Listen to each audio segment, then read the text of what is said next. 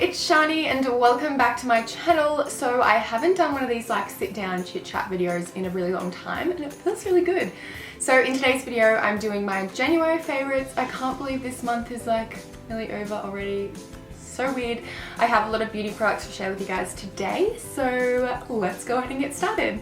The first product that I have literally been obsessed with is the Too Faced Born This Way foundation. I'm in the shade Warm Beige. Everything about this foundation is just perfect. So the packaging is amazing, the color match is spot on to my fake tan, the coverage is super medium to buildable, so I like to have mine very full coverage. Everything about it, the finish, it's not too matte and it's not too dewy.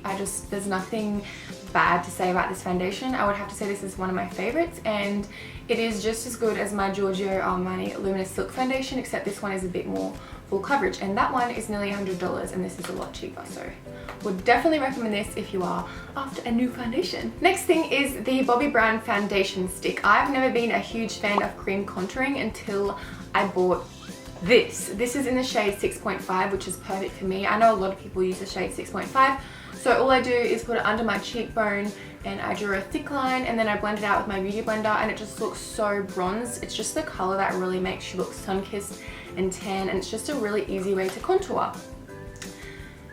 Need to have a breath. I'm like, every time I talk about makeup I get so excited. Anyways, I always used to think cream contouring was kind of like a waste of time because you can always just add a powder bronzer to the face because it's so easy to do that, but I feel like this does leave a little bit of a nicer finish. It's a bit more natural because it's not like powder or anything, so you have to get this right now. The next thing that we have is a face wash. This is the Pfizer X antibacterial wash. A lot of people have been asking what I've been using on my face because my skin has cleared up so incredibly much since probably about 6 months ago. If you guys watch my videos, I had pretty bad, did I just have a testy?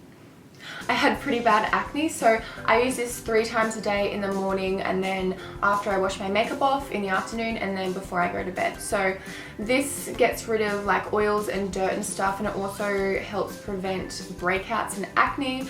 I love this stuff. Jonathan uses it on his body as well when he gets little like red dots on his back. I never really cared too much about my skincare routine until I went to get my skin looked at professionally, and after that I've just been super picky with my skincare, so this has just fit in super well because excuse me, it doesn't mess up my pH levels, which was one of the things that was drying out my skin before. There was a few products I was using that I would use to remove my makeup and it would just completely dry out my skin. Next up we have this Laura Mercier translucent setting powder. I'm sure you guys have heard of this on the YouTube world. When I first got it I wasn't too fond of it. I really didn't like it at all, but I've been using it so much this month and I use it to set under my eyes with a beauty blender and also right here, so it has like a chiseled contour effect, so it like cleans up that line, and I love this stuff so much. The longer you leave it on, like the more brightened it gets under your eyes, and I feel like it does cling to the little lines under your eyes, but it doesn't look very powdery like an under eye setting powder would. So would definitely recommend this stuff because it's kind of like a multi-purpose product. I use it to set my what's it called, eye primer, and then I use it to set my whole face, and then I use it for baking and all of that good stuff. Oh my god, can we please talk about what is on my eyes right now? I'm so excited. This is the Inglot Pure Pigment Eyeshadow in the shade 85. This is honestly so stunning. It's super unique as well. It's not something that you would probably have in your makeup collection. It's an iridescent purpley green color, so it changes color in different lightings. It's like a really, really fine glitter. And what I use under it to make it stick and to make it not go anywhere throughout the day is the Too Faced Glitter Glue Shadow Insurance. This is one of the best glitter glues I've ever tried. Would definitely recommend this if you don't have one. I'm definitely going to go back and get some more pigments as well. The iridescent ones, I'm just living for them. 2 brushes that I could not live without. So this one is the Real Techniques. I think it's a powder brush, but I use it for bronzer.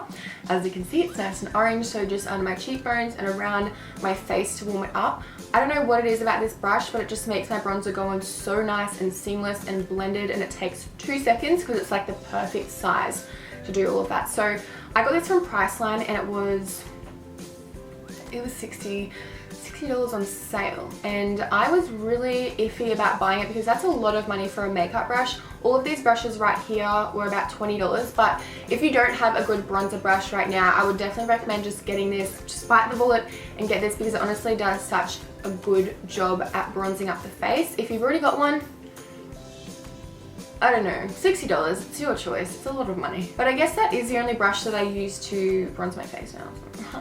The next one is the Anastasia Beverly Hills highlighter brush. This is the A23. Something about the shape and the bristles on this brush make my highlighter just so pigmented and so intense, and it's just super easy to just be like, done, done. My dog has got to it and eaten it a little bit, so I had to give it a nice deep clean, but this would have to be my favorite highlighter brush. Speaking of Anastasia, I also bought all of their highlights, but these are the two that I've been obsessed with. I have this one right now. It is called Riviera Illuminator. Okay. So this is what it looks like right here.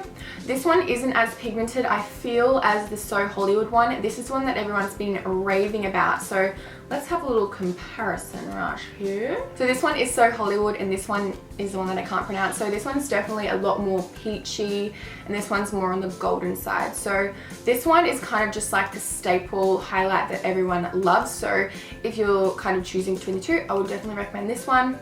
So pigmented, and when you put it on, it's like, oh, calm down. You guys probably knew this was coming if you've been watching my makeup tutorials for the last month. I've been pretty much only been using this product right here. It is the Morphe eyeshadow palette in 350. So this gets sold out really quickly. I was lucky enough to get it in time. This is what it looks like right here. It's a lot of just warm colors. I love the oranges over here. They're just super creamy and the quality of them are amazing. So if you are from Australia, it probably would add up to about $65 for this. In American dollars, it's like 25 bucks, but $65 is what you'll pay if you live in Australia. Next, we have two blushes. These are from Essence and they're probably like $3 or $5, and they are better than half of my other high-end blushes down there. So I had to give these bad boys a shout out. This one is in the shade 10 Adorable and this one is in Autumn Peach. So this one definitely is a lot lighter, and I feel like they both match every single makeup look. You can make them look really subtle, like a nice just a wash of color on the face, or you can make them really intense and just, I need all of them.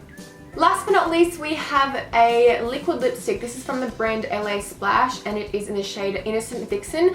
I've been wearing this every time I go out clubbing just because it matches every single makeup look. It's just like the perfect nude. It's not too pink, it's not too pale, it's not too dark. Everything about this is just incredible except one thing. It smells like shit. So there we have my January favorites. I hope you guys liked it. I have so many makeup products in my cupboard right now that are new and I haven't used, so I'm pretty sure next month I'm gonna have a lot more things to talk about. So yeah, I hope you guys liked this video. If you did, please give it a big thumbs up because it helps me out so incredibly much, and I will see you in my next video. Bye guys!